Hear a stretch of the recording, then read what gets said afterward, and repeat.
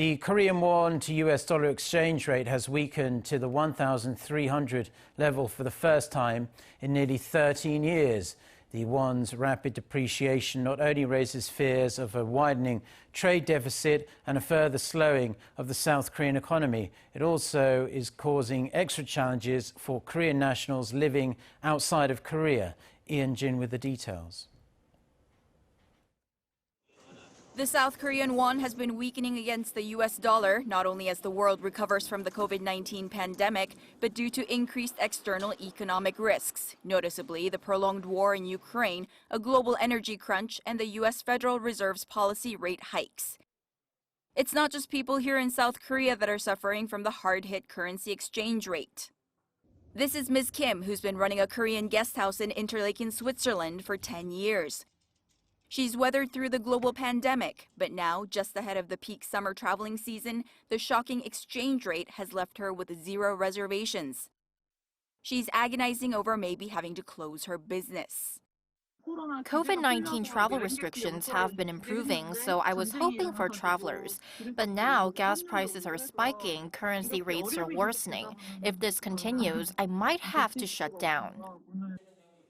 Global crises have already raised living expenses around the world, but the weakened exchange rate only makes livelihoods difficult for other Korean residents living overseas.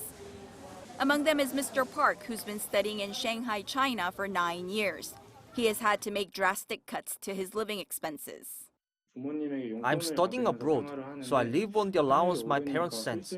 The exchange rate leaves me with less money to spend. The exchange rate is outrageous. My allowance of 1 million won used to be around $900, but that has now dropped to around $700. I've had to move to afford rent.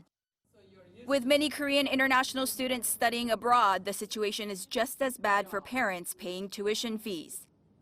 The average tuition for a 4-year university course in the United States is around 50 million won. Now, the exchange rate has added at least another 5 million won.